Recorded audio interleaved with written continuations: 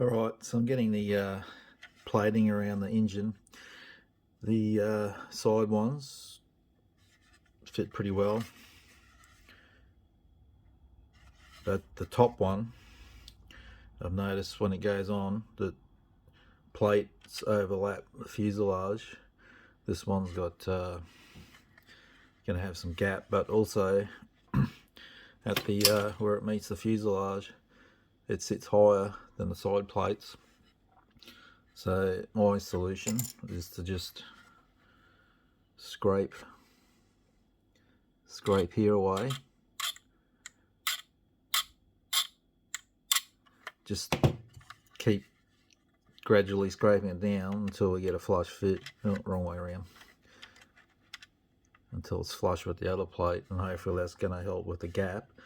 But I'm guessing I'm going to need a little bit of putty along the way. Also the guns, I took them out. I had them in there, but there's really no point. You don't see them, and I thought they might have been assisting in the bad fit of the top plate.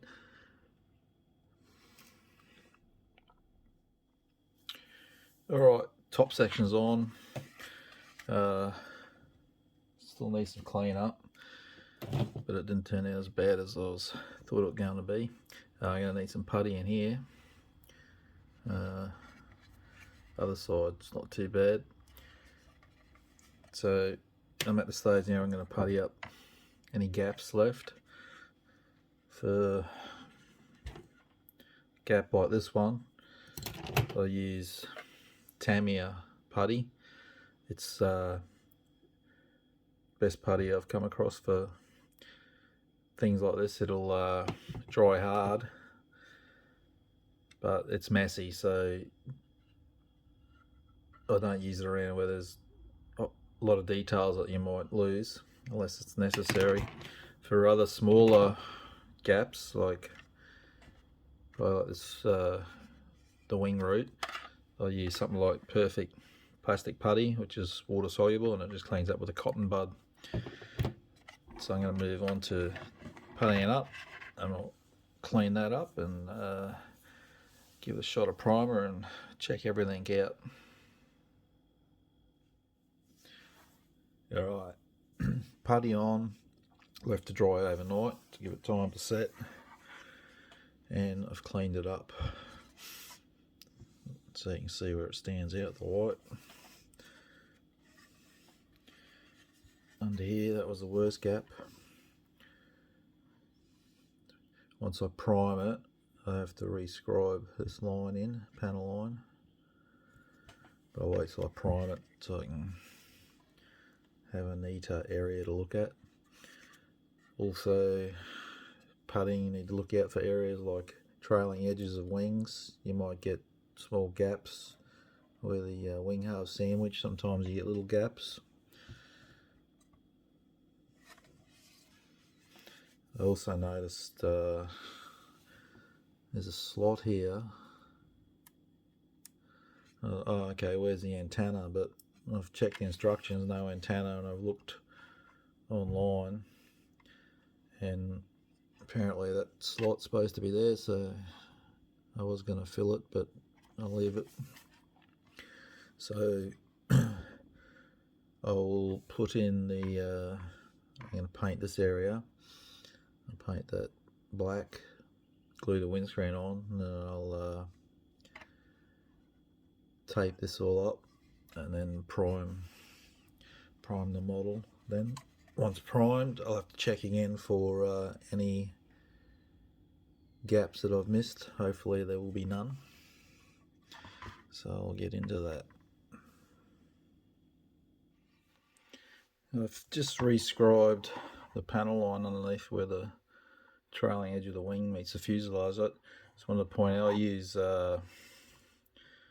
it's automotive pinstriping tape. It's good because it's flexible, so curved surfaces you can stretch it and flex it around to match the curve. The only thing is it's not as thick as Dymo tape, so you need to be careful when you're scribing it. I just used the Tamiya P scriber on that, no problems. I also painted the wheel wells which is the XF66 light grey, and I just use white tack, not blue tack, white tack, because it doesn't have the oil or grease in it like blue tack does.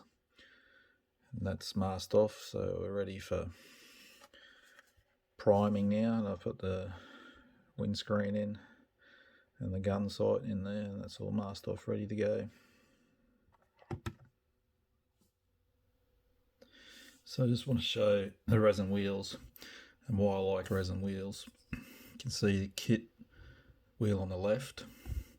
The obvious thing is with kit wheels is that you got the wheel halves, which you have to clean up, which is okay with a bull tire like this, but if it's got tread, you're losing all that tread. You can scrape it back in, but it's pretty painful. Whereas resin wheels, just straight out the pack, once you clean them up, just so much improvement. If there's one thing I could buy to upgrade a kit, it would be resin wheels, because it's something that's easily noticeable when you're looking at the model. And unlike cockpit details, which a lot of is hidden, the wheels you'll always see.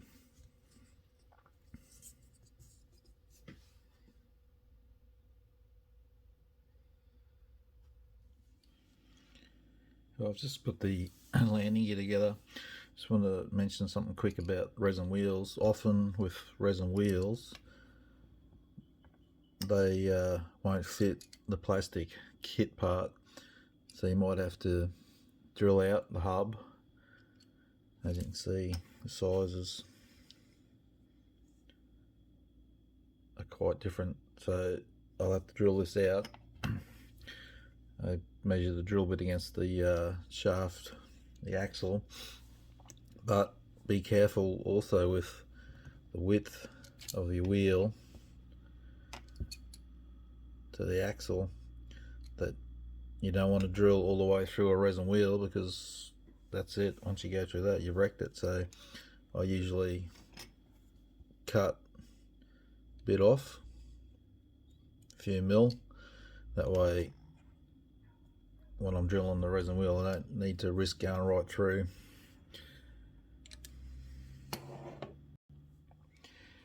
Alright, all primed up, it's good to go, ready for my favourite bit, painting. For primer, I just use the AK microfiller. That's about the best I can find in primers in my environment. I live in Australia, so it's very hot and humid a lot of the year, and I can't get along with acrylics, especially in primers, so I try to stick with lacquers. So next up will be some pre-shading and ready for the paint.